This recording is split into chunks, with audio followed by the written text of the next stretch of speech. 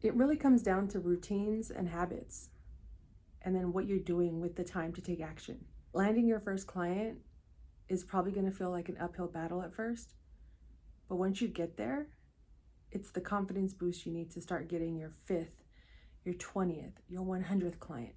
But it always starts with that one. Welcome back to Transaction Care. My name is Lillian Hernandez, but you can call me Lily, like the flower, because we are learning and growing together. And in this conversation, I want to talk about landing your first client. Whether you're at day 0 or day 60, still trying to figure things out, nothing's happening, it's been crickets, you need money, like yesterday. Okay, let's take a deep breath, calm down. I get it. We all need to make money, but the thing we're focused on just doesn't seem to be working. So how are we going to make it work? At this point, I would just pause everything you're doing. Stick around for this video. Make sure you like, leave a comment, subscribe. But it's time to just pause everything for the time being.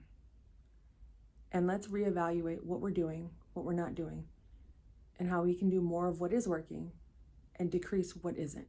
First of all, we're going to do a whole life audit, because this involves your daily habits and routines, what you're eating, the conversations you're having, how you speak to yourself, as well as who your target audience is, who your target customer, your ideal client is.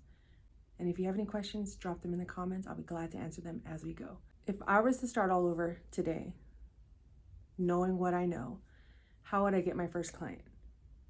So right out the gate, I'm making sure I have a morning routine.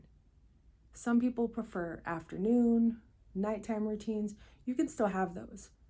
But for me, because naturally I'm a night owl, mornings take a lot more effort for me to get going, to get fueled, to get energized, to have a sense of clarity and the ability to think and process all the demands that are about to happen as soon as I pick up my phone. But before I pick up my phone, as soon as my eyes open or my body's awake, I lead with gratitude. I love to leave my curtains open so the sun hits in, and I just look outside and I say thank you. Thank you for another day. Because as the day goes on, there's less time to be grateful for, to recount the successes and the wins. So at least in the morning time, if I take time to just be grateful, again, that's fuel for me to go on about my day. And of course, I do the regular bathroom, get fresh, get dressed, but I always make sure I fix my bed. I started implementing fixing my bed, regardless if I had plans, even if I was staying home. I always got up and made my bed for at least the last decade.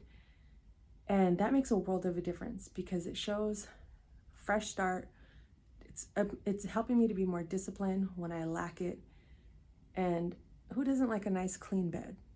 If you treat it like another couch or your hamper or just a table where all the unfolded clothes belong, you're always going to be in a sense of chaos. So at least if your bed where you go to sleep and feel at peace and rest is clear, and the rest of your life is still a bit in chaos, at least you have the bed part. And again, it's helping me become disciplined and practice doing things that I'm not used to doing on a regular basis. So then, once I get out of bed, I think it's important to have some sort of mental, emotional, spiritual practices as soon as you get up. So I like to read, say my prayers, journal, exercise every other day at best, as well as making sure I eat breakfast and hydrate. But the reading, the journaling, and the praying, as well as affirmations, have truly catapulted just my relationship with God, as well as with myself, working on myself, identifying areas where I feel inadequate. So instead of going into the day straight out of getting out of bed, I'm armoring myself with protection, I feel grounded, I feel centered. And anything that I held on to from the night before or the day before or the week before, I'm able to let it go in my journal. I'm able to let it go and reaffirm myself. So that way when I go into my office or when I go out into the field to work or apply for jobs or whatever the case may be, I feel strength. And I gave myself that time every single morning. No days off, okay? No days off when it comes to helping yourself. I know I've had that time in the morning to just be still, to hear my thoughts, to know what it's like to hear my thoughts, to feel my feelings, to know what emotions I'm feeling when something I didn't face prior, I'm starting to face it, how that feels, and working through those. Healing is active. So, straight out the gate, my morning routine is crucial. And I will say, adding a workout into the mix is super helpful because I will always tell people we need movement. And that opens up the airflow, gets our heart rate going, burns calories, gets all the toxins and the stress and the tension out. Even a simple stretch. You don't have to do this intense workout or hire the best trainer in the world. As long as you're stretching and moving your body and you're not just stuck in tension all day, you'll feel immediate relief. Do you have a morning routine? I shared mine. Do you have one? If not, consider it.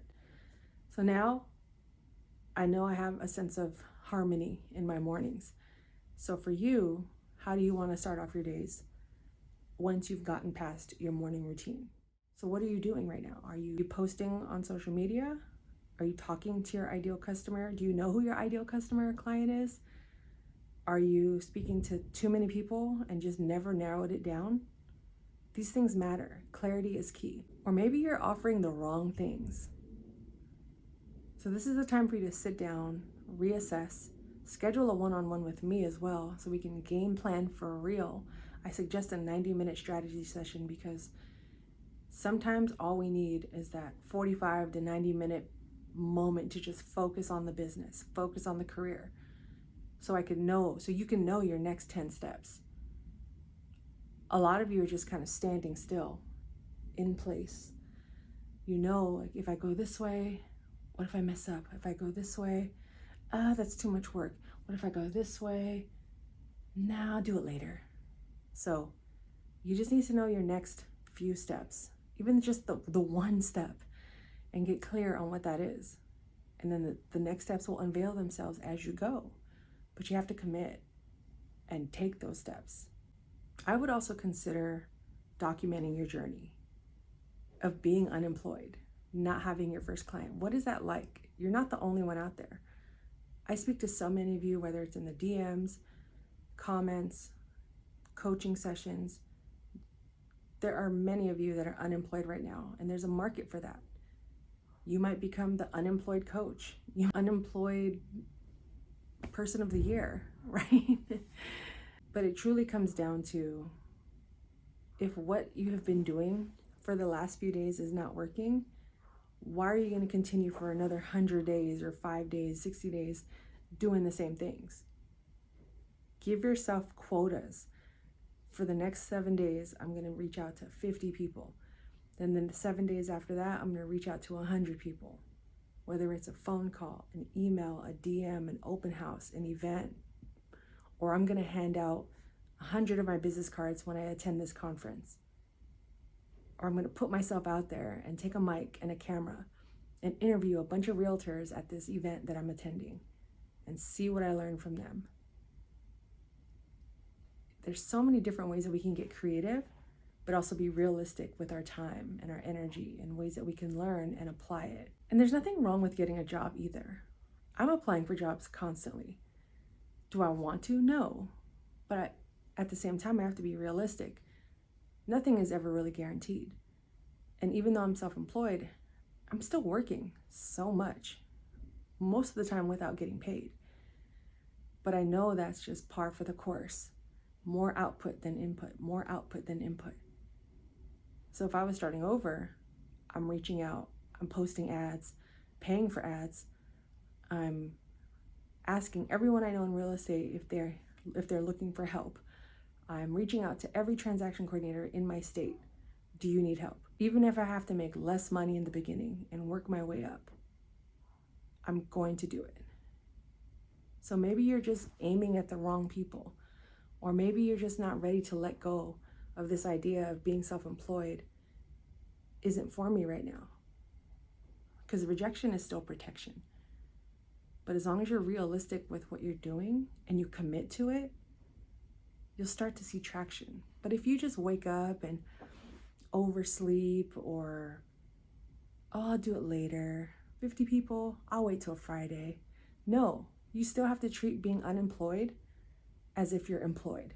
Wake up, have a routine, whether it's from 9 a.m. to 1 p.m. or 9 a.m. to 9 p.m. But you have to show up. You have to show up and have the work ready to do. There's always something to learn. There's always people to meet. There's always something to do.